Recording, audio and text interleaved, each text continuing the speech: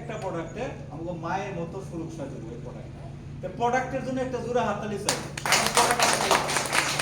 Product আমি খাইছি, product 3টা খাইছি আমি। আর 3টা খাওয়ার পরে প্রোডাক্ট আমি খাইতাম না। আমি যখন থেকে জয়েনিং করলাম, একটু না করলে বুঝবেন না। জয়েনিং যখন থেকে করলাম, আমি শরীফুল স্যার আমার জয়েনিং করাইলো। আমি যখন থেকে শরীফুল স্যার নিয়ে প্রোগ্রাম করবার নিয়ে যাই, শরীফুল স্যার কথা হবে আমার অটোমেটিক ঘুমিয়ে যায়, আমি ঘুমাই পড়ি। তো শরীফুল স্যার বলতে আপনার পড়া খান লাগবে, কারণ আপনার শরীর খুব দুর্বল। আর তারপরে যে প্রোডাক্ট একটার পর একটা খাইতেছি, আজ পর্যন্ত মনে হয় না যা ঘুম কারে হয়। দিনে দিনে ঘুম হয় না, রাত্রে ঘুম হয়, ক্লিন ঘুমাবো রাত্রে। কিন্তু কোনো সময় এলোহা ভাব লাগবো না, আলসি ভাব লাগবো না, কোনো সময় মানে মন একবার মানে নার্ভাস লাগবো না। এত প্রোডাক্টের ঘুম। তার জন্য প্রোডাক্টের জন্য একটা হাততালি চাইছিলাম, ঠিক আছে? তো দেখেন, আমরা জয়েনিং হওয়ার পরেই আমরা কি করি যে আমাকে ইনকাম লাগে। আজকে যারা খেতি করেন, যারা ক্ষেতের লোক জড়িত, একদিনে কি ক্ষেতের ফসল আহে গো?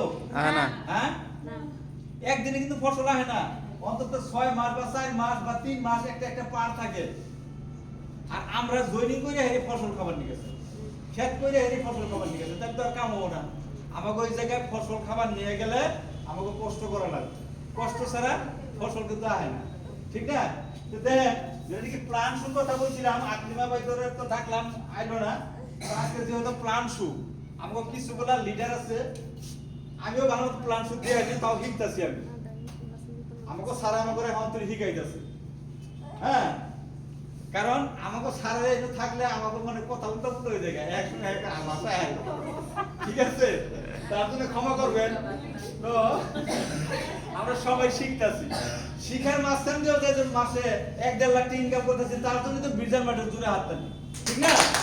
আমরা শিখতেছি আর শিখে কাম করতেছি। আর তার মাঝখানে 1 লাখ, কেউ 1.5 লাখ, কেউ 50,000, কেউ 60,000, কেউ 80,000 একটা লেডিস ইনকাম করতেছে, আজকে দেখেন কত মানুষে ভাবে সকালে একটা কথা ভাবছি, বিরজান মাঠ মাসে 1.5 লাখ টাকা ইনকাম দিবার নিকে পারে, সেই বিরজান মাঠ আমার কাছে কি হবো? এটা গর্ব। হ্যাঁ, গর্ব না, খালি গর্বর উপরে, তার উপরে গর্ব। এই বিরজান মাঠ নিয়ে যদি কেউ নেগেটিভ পয়েন্ট কথা কয়, তারে তো মানে সামনে মানে কি? কারণ আমার লাইফে আমি 1.5 লাখ টাকা ইনকাম করি নাই, বিরজান মাঠে থেকে 1.5 লাখ টাকা মাসে ইনকাম করতেছি। হে বিরজান মাঠে তুমি উল্টা কথা বলো, তার মানে কি? হ্যাঁ, তুমি বিরজান মাঠে আগে ঢুকো, বিরজান মাঠে আগে জানো, বিরজান মাঠ কি কনসেপ্ট, কি সিস্টেম আগে বুঝো। কারণ বিরজান মাঠে আমিও ছোট, আমিও শিখতেছি, আমিও ঢুকছি, আমি আস্তে আস্তে কাম করতেছি। বিরজান মাঠে সব কিছু আমি বুঝে গেছি না, শিখতেছি, আস্তে আস্তে শিখতেছি। প্রত্যেকটা ব্যক্তি শিখতেছি, ঠিক না? প্রত্যেকটা ব্যক্তি শিখতেছি। বিরজান মাঠ কারে কয়? আজকে অন্তত 100-এর অধিক মানুষ মাসে 50,000 টাকা মাসে ইনকাম করতেছে, 60,000 টাকা মাসে ইনকাম করতেছে। আছে কোন স্যার দেন যেগুলা মানুষ কয় যে বিরজান মাঠ কিছুই না, তারপর কোন যে তুমি কয়টা কর্মস্থান দিছো মানুষের? তোমার দ্বারা কয়জন মানুষে মাসে 1 লাখ টাকা মাসে ইনকাম করতেছে? তোমার দ্বারা কয়জন মানুষে মাসে 10,000 টাকা ইনকাম করতেছে? দেখাও। যদি দেখাবার নিকা না পারো, তাহলে কথা তোমার বিরজান মাঠে নিয়ে আসো, ক্লিয়ার কথা। কারণ বিরজান মাঠে তাগত রাখছে মাসে 1 লাখ টাকা, 1.5 লাখ টাকা, 2 লাখ টাকা, 8 লাখ টাকা মাসে ইনকাম দেওয়ার জন্য।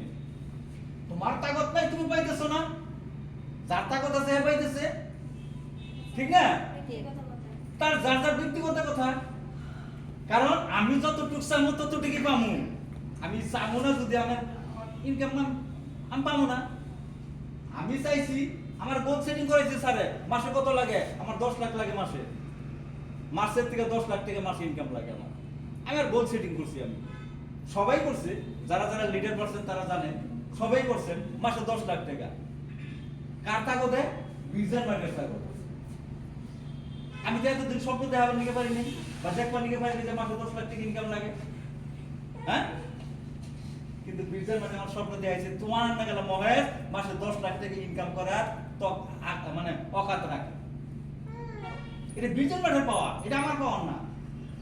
তাহলে বীরজান মাঠের নিয়ে যদি কেউ আঙ্গুল দিলে কথা কয় তার তো আমি ছাড় না, ক্লিয়ার কথা। আর বীরজান মাঠ নিয়ে যা নাকি নেগেটিভ কথা কয় তারে আমরা কেউই ছাড় না, ঠিক না? হ্যাঁ